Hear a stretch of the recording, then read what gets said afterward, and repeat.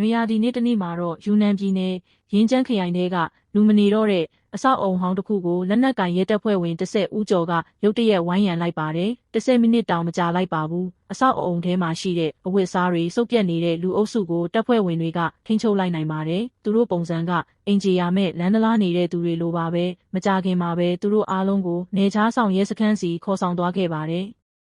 တကယ်တော့ရဲတပ်ဖွဲ့ဝင်တွေဖမ်းဆီးလိုက်တာကမူရစ်ဆေးဝါးသုံးစွဲသူတချို့ဖြစ်နေခဲ့ပါတယ်။ဒါပေမဲ့မူရစ်ဆေးသုံးသူအနည်းငယ်အတွက်နဲ့ဘာကြောင့်ဒီလောက်အင်အားအများကြီးသုံးပြီးဖမ်းဆီးရတာပါလဲ။တကယ်တော့ရက်အနည်းငယ်ကမှရင်းကျန်းနယ်ခြားစောင့်တပ်ဖွဲ့ကအရေးကြီးတဲ့သတင်းတရက်လက်ခံရရှိခဲ့တာပါ။အဲ့ဒီသတင်းအရမကြခင်မှာပြည်ပကနေမူရစ်ဆေးဝါး40ကီလိုဂရမ်ကိုရင်းကျန်းနဲ့တည်ဆောင်လာဖို့ရှိနေတယ်လို့သိရပါတယ်။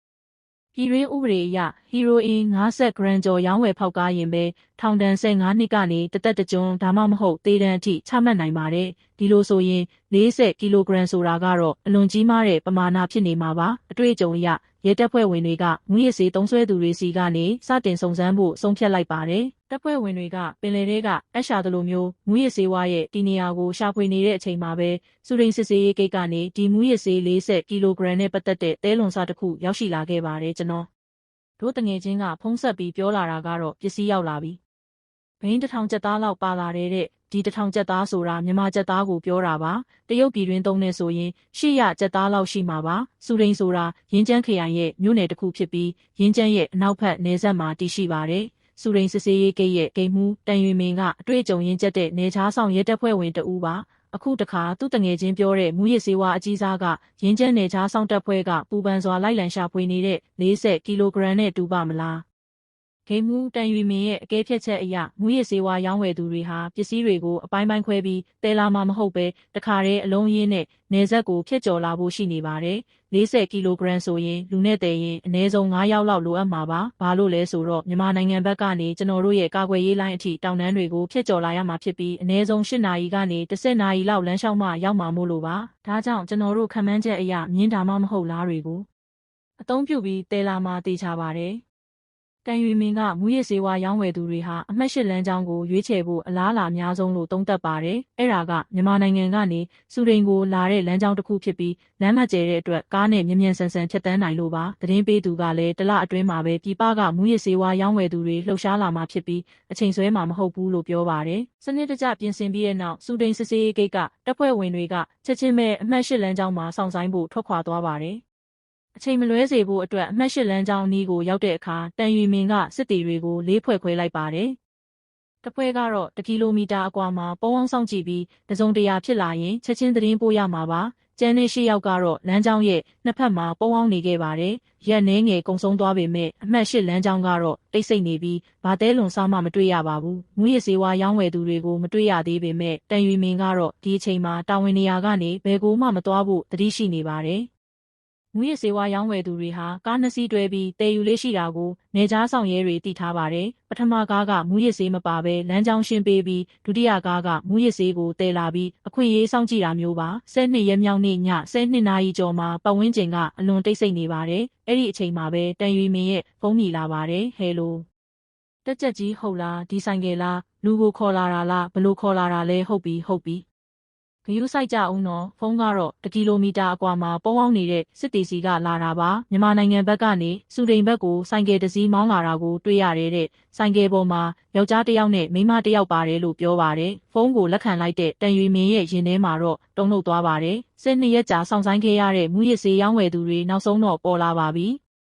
ပုံအောင်နေတဲ့နေရာမှာပဲတပ်ဖွဲ့ဝင်တွေကအသင့်ပြင်ဆင်ပြီးထိုးလျှို့ဝှက်စမ်းကြဲတဲ့ဆိုင်ကယ်ကိုစောင့်ဆိုင်နေလိုက်ပါတယ်မကြခင်မှာပဲပြစ်မှတ်ကသူတို့မျက်စိရှိကိုရောက်လာပြီးတပ်ဖွဲ့ဝင်တွေကချက်ချင်းပဲစစ်ဆေးမှုလုပ်လိုက်ပါတယ်။လာအဲ့ဒီအိတ်ကိုချလိုက်ခွင့်ပြပါဦးမေးမြန်းစစ်ဆေးပြီးတဲ့နောက်မှာတော့ဆိုင်ကယ်ပေါ်ကယောက်ျားနဲ့မိန်းမကသူတို့ဟာလင်မယားတွေဖြစ်ပြီးအနီးနားကရွာမှာနေတာဖြစ်ကြောင်းဆွေမျိုးအိမ်ကနေပြန်လာတာဖြစ်ကြောင်းပြောပါတယ်။ဒါပေမဲ့အချိန်ကမနက်တနာရီနီးပါးရှိနေပြီဖြစ်ပြီးသူတို့တကယ်ပဲဆွေမျိုးအိမ်ကပြန်လာတာဟုတ်ပါမလား။သူတို့နှစ်ယောက်ရဲ့ပြောစကားတွေကပြည့်စုံနေပေမဲ့တန်ရွေမင်းကတော့သူတို့တည်လာတဲ့ကြောပိုးအိတ်ကိုသတိထားမိနေပါတယ်။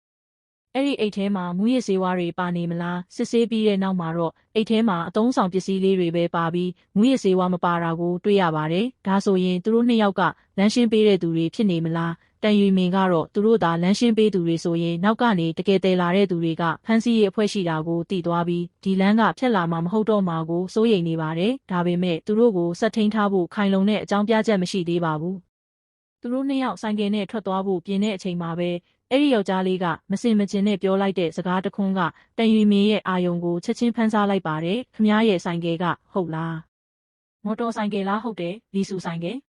သူတို့ကအမဲလိုက်ဖို့သွားတာနေဆက်ဘက်ကိုသွားတာမဟုတ်ဘူး။အော်လီဆူလူမျိုးတွေရဲ့ဆိုင်ကယ်လား။ဟုတ်တယ်။ဟုတ်တယ်။အားလုံးအတူတူပဲ။ဆိုင်ကယ်လားဟုတ်တယ်။ဘယ်လောက်ဝေးလဲ။1 ကီလိုမီတာ2 ကီလိုမီတာလောက်ရှိမယ်။အဲ့ဒါရာကိုကနေလာတာလား။အဲ့ဒီကနေလာရင်ဘယ်လောက်ဝေးလဲဟုတ်တယ်2 ကီလိုမီတာလောက်ဝေးမဲ့တကောင်ရံအချိန်၌နောက်ထပ်မော်တော်ဆိုင်ကယ်တစ်စီးပေါ်လာပြန်သည်။သူတို့ဒီလဲဆွေမျိုးအိမ်တို့သွားလဲပြီးအိမ်ပြန်နောက်ကျနေခြင်းလော။ကဘာပေါ်တွင်ဤညတိုက်ဆိုင်မှုမျိုးရှိနိုင်ပါမလား။ထိုလူနှစ်ဦးထွက်ခွာသွားပြီးနောက်ထန်ရွေမင်းသည်မမျှော်လင့်ထားသောအခြေအနေများအတွက်ကင်းထောက်တအူးကိုနောက်ယောင်ခံလိုက်ခိုင်းလိုက်သည်အခြားပုံးကိုဆောင်ဆိုင်နေသောရဲဘော်များသည်လည်းနိုးနိုးကြားကြားရှိမှုကိုပုံမမြင့်တင်ထားကြသည်တိုတောင်းလာသောမိနစ်အနည်းငယ်သည်အလွန်ရှည်လျားနေတကယ်သို့ခံစားရစေသည်သို့သောထိုနေရာမှဖြတ်တန်းသွားသောဆိုင်ကယ်တစ်စီးမျှမရှိတော့ချေထိုလင်မယားနောက်သို့လိုက်သွားသောကင်းထောက်ထံမှလည်းမြည်သည့်သတင်းမျှပြန်မလာသေးပေအားလုံးဝေခွဲမရဖြစ်နေစဉ်နောက်ဆုံးတွင်မော်တော်ဆိုင်ကယ်တစ်စီးသည်စောင့်ကြည့်ရေးနေမြေထဲသို့မောင်းနှင်ဝင်ရောက်လာခဲ့သည်ထူးဆန်းဒီမှာမိုးမရွာတော့လဲထိုမျိုးသားသည်မိုးကအင်ဂျီကိုဝစ်ဆင်ထားခြင်းပင်ဖြစ်သည်ကျွန်တော်တို့ကရဲတွေပါဟုတ်ကဲ့နေချားဆောင်အရာရှိဟုတ်ကဲ့ခုနကလမ်းမှာရင်ကြောပိတ်ဆို့မှုရှိခဲ့သေးလားမရှိပါဘူးလုံခြုံရေးစစ်ဆေးမှုပြုလုပ်ပါမယ်ပူးပေါင်းပါဝင်ပေးပါဟုတ်ကဲ့ကျေးဇူးပြုပြီးဆိုင်ကယ်ပေါ်ကဆင်းပေးပါဟုတ်ကဲ့သူသည်မိုးကအင်ဂျီကိုချုပ်ပြီးအစစ်ဆေးခံနေစဉ်ဖောင်းကျနေသောပလတ်စတစ်အိတ်တအိတ်ပြုတ်ကျလာသည်အဲ့ဒါဘာလဲဟုတ်ကဲ့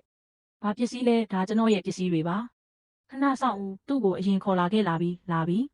နောက်ထပ်2 ထုပ်ရှိသေးတယ်နောက်တစ်ထုပ်လားဟုတ်တယ်စစ်ဆေးမှုများအရထိုသူတဲဆောင်လာသောပစ္စည်းများသည်မူရစေဝါ2 ထုပ်ဖြစ်ပြီးအလေးချိန် 2.5 ကီလိုဂရမ်ရှိကြောင်းအတည်ပြုနိုင်ခဲ့သည်မူရစေဝါများ၏အရင်းမြစ်နှင့်ပတ်သက်၍ထိုမျိုးသားကသူသည်တည်ယူပို့ဆောင်ခွင့်သာရရှိထားပြီးအခြားအရာများကိုမသိရှိကြောင်းထွက်ဆိုခဲ့သည်ဝယ်သူနှင့်လည်းဖုန်းဖြင့်သာဆက်သွယ်ခဲ့သဖြင့်တစ်ဖက်လူကမည်သူမည်ဝါဖြစ်ကြောင်းမသိရှိပေစုံစမ်းစစ်ဆေးမှုသည်ဤနေရာတွင်ပင်ရပ်တန့်သွားတဲ့ကဲ့သို့ဖြစ်ခဲ့ရသည်သို့ဆိုလျှင်ကီလိုဂရမ်40ရှိသောမူရစေဝါများသည်အမှန်တကယ်မြည်သည့်နေရာတွင်ရှိနေသည်ရဲဘော်များသည်လုံးဝသတိလက်လွတ်မနေခဲ့ကြပေထိုမူရစေဝါတန်တရားရှိသူအားဖမ်းဆီးခေါ်ဆောင်သွားပြီးနောက်အခြားသူများသည်လမ်းကြောင်းအမှတ်တွင်ဆက်လက်ပုံကိုဆောင်ဆိုင်နေခဲ့ကြသည်ဖြစ်နိုင်သည်မှာမူရစေကိုင်းကောင်းဆောင်သည်ရည်ရွယ်ချက်ရှိဖြင့်2.5 ကီလိုဂရမ်ရှိသောမူရစေဝါများကိုအခြားသူတဦးအားတည်ဆောင်ခိုင်းပြီးလမ်းကြောင်းရှင်းခိုင်းခြင်းဖြစ်နိုင်သည်သို့သောစစ်ဆေးမေးမြန်းမှုများအရမူထို့သို့မဟုတ်ကြောင်းသိရသည်စစ်ဆေးမေးမြန်းမှုများအရဖမ်းဆီးရမိသောမူရစေဝါတန်တရားရှိသူသည်ရဲဘော်များအပူတပြင်းရှာဖွေနေသောမူရစေဝါကီလိုဂရမ်40တည်ဆောင်လာသည့်အဓိကတရားခံမဟုတ်ကြောင်းသိရှိရသည်ရဲဘော်များသည်ဆက်လက်၍ပုံကိုဆောင်ဆိုင်ရအောင်မည်ဖြစ်သည်စ조사မှုသည်အလားအတမဖြစ်ခဲ့ပေပုံကိုဆောင်ဆိုင်ခြင်း၏22ရက်မြောက်နေ့နနက်အစောပိုင်းတနာရီတွင်ထန်ရွေမင်း၏ဖုန်းသည်စောင့်မျှော်နေသည့်အတိုင်းခက်မှန်မြည်လာခဲ့သည်အခြေအနေဘယ်လိုလဲသူတို့လက်နက်တွေတည်လာကြလားဓာတ်ရှည်2 လက်တည်လာတယ်ဟုတ်လားအင်းကောင်းပြီအားလုံးသတိထားကြပါ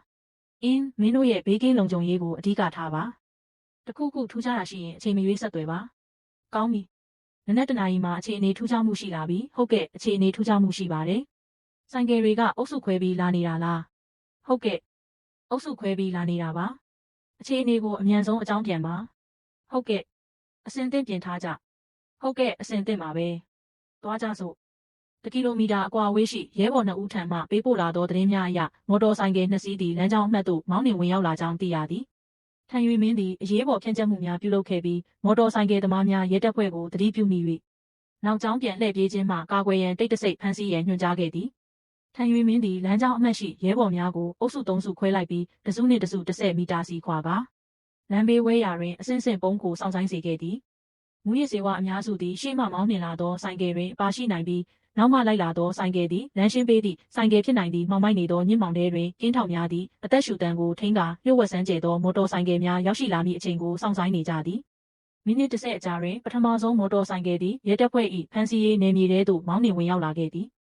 ပထမအုပ်စုသည်မြည်သည့်လှုပ်ရှားမှုများမပြုလုပ်ခဲ့ပေထိုဆိုင်ကယ်သည်ထန်ရွေမေးရှိနေသောဒုတိယအုပ်စု၏ဖမ်းဆီးရေးနယ်မြေသို့ရောက်ရှိလာသောအခါမှသာရဲဘော်များသည်စတင်လှုပ်ရှားခဲ့ကြသည်ပထမဆိုင်ကယ်သမားသည်ပြစ်မှတ်နယ်မြေထဲသို့ဝင်ရောက်လာသည်နှင့်ရဲဘော်များ၏နှင်းမြန်ပြတ်သားစွာဖမ်းဆီးခြင်းကိုခံလိုက်ရသည်